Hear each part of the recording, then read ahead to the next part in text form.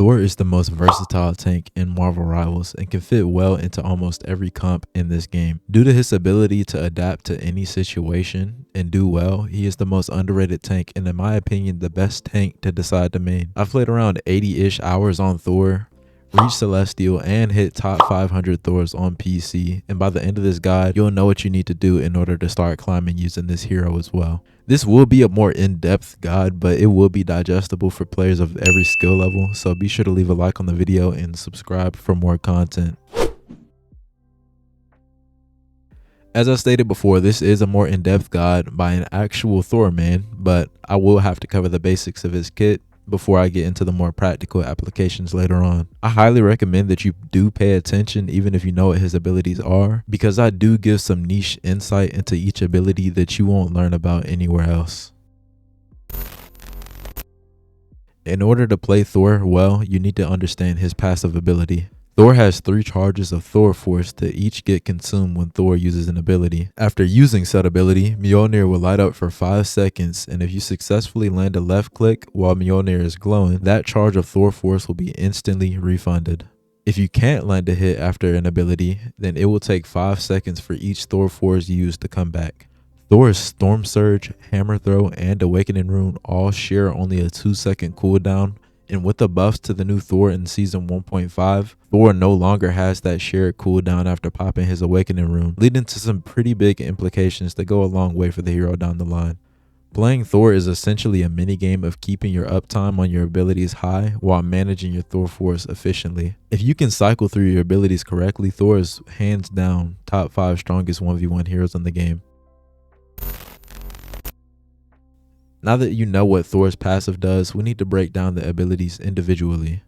Thor's Storm Surge allows Thor to spin Mjolnir and dash in a certain direction. The dash costs 1 Thor Force and grants Thor 100 shields. This is arguably the best move in Thor's kit because it can be used for so many things. The way you'll be using this most often is for basic movement and positioning. A full charge of this goes about 20-ish meters and goes a bit further when aimed up about 30 degrees. Using this to get in and out of certain power positions is so strong because you can get hard punished if you just stand frontline like a stranger or a mag. You can pretty much get 2-shotted by a Punisher and 4-tapped by a Hela, so it's important that you understand the utility that this move provides. The second way this ability is used is to displace the opposing team, and in most cases their tanks. Having Thor's cooldown on this ability only be a 2-second timer and instantly being able to refund the Thor Force spent by simply landing a basic attack makes this move insane. One big thing to note is that the charge doesn't go the full 20 meters if you displace an enemy, and this move does not displace CC immune characters. If you try to displace the thing, you'll hit him, but you'll be stopped in place, or you'll just do this weird flying off animation. You'll know it when you see it. And it's the same with Jeff when he burrows on the ground, or any hero with iframes such as Star-Lord, Magic, Spidey, and Penny with her team up, and Luna in her ultimate. Starting from a high ground and jumping down to kidnap tanks is great and works in every elo. Your back will be turned to the entire enemy team and you will be frontline when going for this, but remember that this ability gives you 100 shields every time you cast it. And ideally the first boot will put you in a position where you and the kidnapped tank will be completely out of line of sight from the enemy team anyway. Getting a couple of clean boops on the tank could be a free kill almost every time, and if they don't play around it correctly or you catch them off guard, it's a free kill. This isn't always the play when solo tanking because your survival is more important, but it's very much worth it if you have a main tank to stand frontline for you. The third way I use this ability is a panic button. If you're ever really low and need HP quickly, you can just dash into the ground behind cover, granting you the shields you need and putting you in the exact position you need to be in to avoid fire. Now on to Thor's Hammer Throw, which is a more niche ability and is definitely the worst one in his kit because it's kind of antithetical to the rest of his abilities. This ability costs 1 Thor Force, grants 100 shields, and is on a 2-second cooldown, just like Storm Surge. This ability is best used when comboing an opponent and you don't want to boop them away from the position they're playing. Using this ability to animation cancel Thor's basic attack brings this from a trash tier ability to a pretty good ability pretty much instantly. This huge jump in value comes from the amount of variability and playstyle that it allows Thor to have. If you don't want to commit to booping an opponent, you don't have to, and your DPS output is slightly higher doing the animation cancel anyway. You also don't have to commit to popping your awakening rune and being locked out of all of your other abilities for that 5 seconds and losing all 3 Thor Force. The best Thor players may not always use the animation cancel, but it definitely can be used at times. The second way you can use this ability is just by finishing off low opponents when you're not in range to basic attack them. It's definitely useful, but it should rarely be used for that. The third way to use it is just like Storm Surge in dire situations where you just need that 100 shield quickly. This move is better for that because you're not locked in that animation after the cast.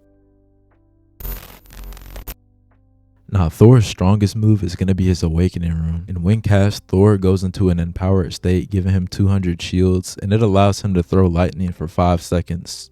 While in the awoken state, Thor can't use any other abilities, and the maximum amount of lightning charges is 10 if you're firing the entire time. This move is great for damage, but it has some major drawbacks that are exploited a lot in high elo. This move consumes all 3 Thor Force, and you're essentially a sitting duck when in this state. This move has a lengthy 100 meters of range and no damage fall off, and kills any squishy in about 4 out of the 10 charges. I often find myself keeping the enemy tanks occupied by standing in front of them while pressuring the backline. This move has a slow travel time, so you can just lob shots down range, and the 4 that you need to fully kill a squishy make it there before they even know you sent all that damage at them, because they think you're just standing front line busy with the tanks, but you're not. This ability is also very good for destroying utility like Penny Nest and Namor Squids and shit like that, but you ideally want your team to deal with that so you don't have to invest that much, but it can be worth it in some cases. With the change to Thor in the 1.5 patch, you no longer have a cooldown on this ability, meaning that you can use this move back to back if you come up with the Thor Force needed to cast another Awakening Rune after the 5 seconds of this ability. I will get into how to do that and fully utilize the new Thor buff when I cover his next ability, which is Thor's Lightning Realm, and what I believe to be his most underrated ability. Thor's Lightning Realm is a bit different than the others that I've covered this far because it doesn't have a shared cooldown or grant shields, and there's a good reason for that. On cast, this ability creates a lightning field around Thor for 4 seconds that damages and slows enemies that leave the field. This move has a 12-second cooldown and a special property that refills Thor Force based on the amount of enemies caught within the initial cast. This move doesn't consume Thor Force, but it replenishes them if used appropriately, which dramatically increases Thor's uptime. This ability is essential to utilizing the new Thor buff because it's how you're going to offset the cost of 3 Thor Force for his Awakening Rune. The combo is to pop the Awakening Rune, hit an opponent with your Charged Mjolnir, pop Lightning Realm right into another Awakening Rune. This combo works because in the 5 seconds that you're stuck in Awakening, one of your Thor Force will already be fully charged, and you'll essentially get another one for free when your Awakening ends. This is so good because you only have to hit one person with that Lightning Realm, and if you do this correctly, it can be the same person you hit with a basic attack after the Awakening Rune, leading to ungodly amounts of damage when it's all said and done. I think it's like 2,000 damage total, but don't quote me on that. This combo was a thing before the patch, but with that 2-second cooldown that we had before, it wasn't possible, and I would often find myself spamming the Awakening Rune so I could. There was a small window where you could use your Storm Surge or your Hammer Throw after Awakening, but there's no need to do that anymore. This is one of those quality of life changes that increases Thor's overall damage output by a crazy amount. I've had lots of 50, 60 kill games where I've had well over 30,000 damage, and it's just such a good change. You may have caught on to me stating that Lightning Realm also slows opponents that leave it, and that flows very well with not only the brawly, melee style of Thor, but it helps him out with his ultimate immensely. Thor's ultimate, God of Thunder, sends him up in the air, damaging those caught in the field below him for 40 damage per half second, and slamming down for an additional 220 damage when the ability ends. A great way to use this is to go in with your bash, melee someone to get your Thor Force back, casting your Lightning Realm, popping your ult, and if you don't get the kills that you need, you can instantly pop Awakening. By the time you pop your ult, they'll be low enough to die in a couple of ticks, and they'll be slowed by your Lightning Realm, so they can't really get away to avoid the huge slam at the end. One massive tip I have for Thor's ultimate is to not do it dry. You always want to have somebody already weak or want to make sure their escape cooldown is already out for an easy kill. Something that I've seen no one talk about either is his ultimate one-shots everything in the game when he's rocket amped. A lot of people don't know this, but you can quite literally burn through any support ult in the game with his ultimate, and if they don't have one, you just kill them even quicker. This does catch a lot of people off guard, and it's a lot of fun just one-tapping an entire team in an invis ultimate. This ultimate can admittedly be hard to use, so it's good to just use it to draw out enemy support ultimate so your DPS can follow up for a team wipe. Now that we've covered most of the nuances of his abilities, let me know if you're enjoying the video so far, and if anything has helped, drop a like for the algorithm. But yeah, with that being said, let's get into the playstyle and mentality that you need to play Thor well. Thor is a jack of all trades and is arguably the best brawl tank, but he can also dive and peel very well. Knowing when to be aggressive and when to play more slowly is what separates a good Thor from an average one. Although he is a DPS demon, there are often times where it's more appropriate to just taper off that aggression and help your team, kind of make their own plays. Thor can be a hyper carry hero if you can just adjust your playstyle on the fly. And when I learned this, it felt like I was smurfing in GM lobbies. As I stated earlier, Thor shouldn't ever solo tank, but it can definitely work if you play it correctly. Thor being a melee hero with no shield to protect him is kind of a double-edged sword because he has to play a lot slower than someone like Strange. There will come a time in almost every fight that you need to be hyper aggressive to force someone out of a power position though. Say there's a piece of utility on the map somewhere that's preventing your team from walking up, like a penny nest or a Punisher turret or some shit. You can't always rely on your teammates to take care of it because a lot of times they just don't have the resources to do so. Popping an Awakening Rune and breaking them yourself puts you in a lot of danger, but oftentimes if you just comment to your supports, they'll pocket you in order to just walk up. Things like this often do go overlooked, but it's just as important as killing a support or baiting out a major cooldown like Loki Runes or Soul Bond. A lot of playing Thor well is just not forcing a play and just waiting on the opposing team to make a mistake, because they eventually will. Trust. A lot of Thor players that I've seen just have this kind of main character syndrome where they try a little bit too hard to hyper carry and it ends up backfiring on the entire team. You might be able to dive into that backline and kill a healer every time, but staying back and supporting your team will win you more games more often than not. That magic play that you're trying to make on Thor probably doesn't exist, and if it does, it's probably not as good as you think, and the opposing team is just not playing well. My personal favorite way to play Thor is just to be annoying as possible. With your Storm Surge, you can be like everywhere at once, and over time, the opposing team will just get sick of you always shutting down their plays before they can make them.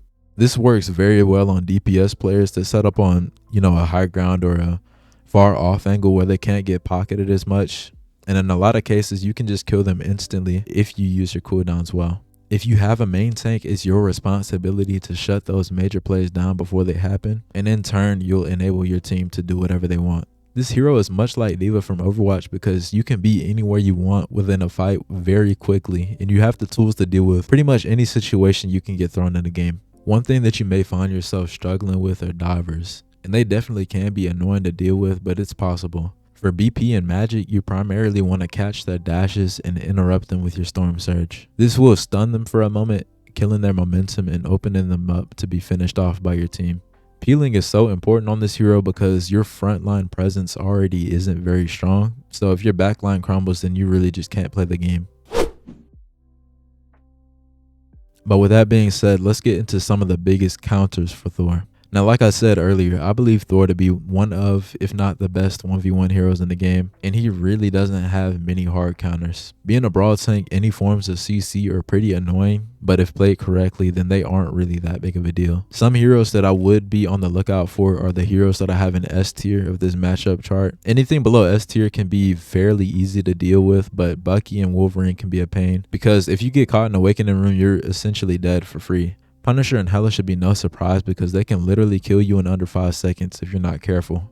As a Thor player, you're kind of forced to respect the Bucky hook and Wolverine grab before you can ever pop the Awakening Rune. Remember, you can't use your dash during the 5 seconds you're in Awakening, so good players will call this out and try to punish it every time.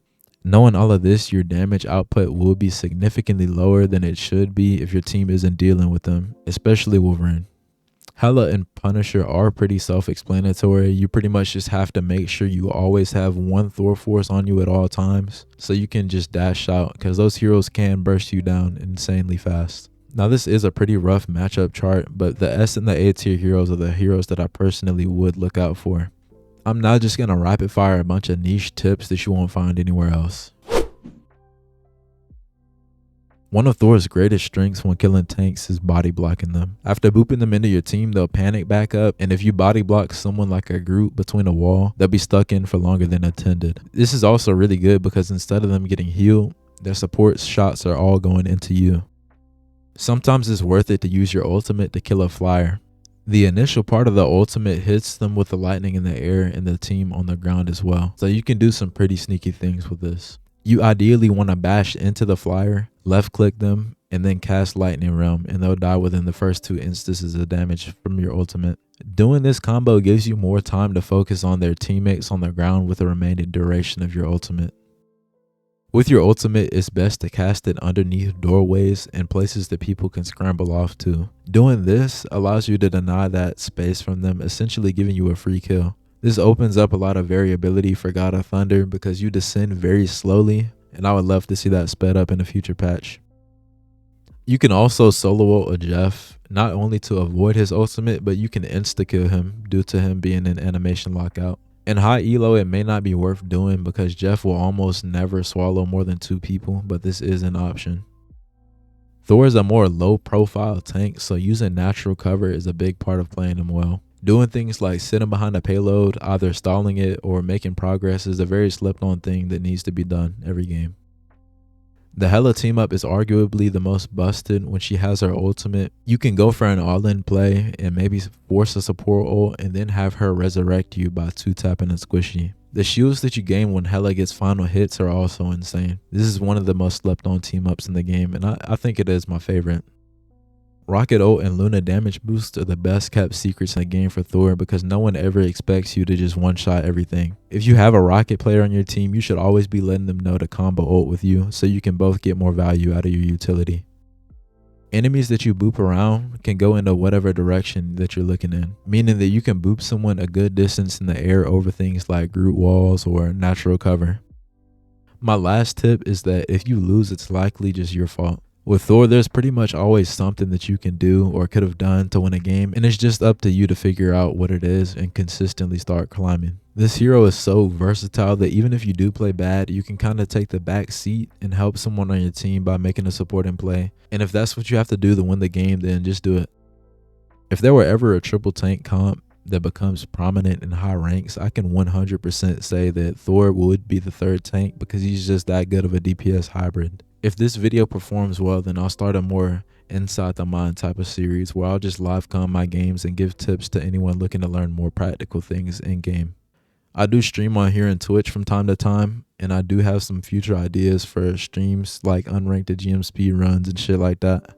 Be sure to like the video and sub. If I did miss anything, let me know in the comments. This is one of my favorite video game characters ever, and I do believe that Thor is just 1 or 2 good buffs away from just terrorizing lobbies. But that is going to do it for this one. Thanks for watching, and I will catch you in the next one. Peace.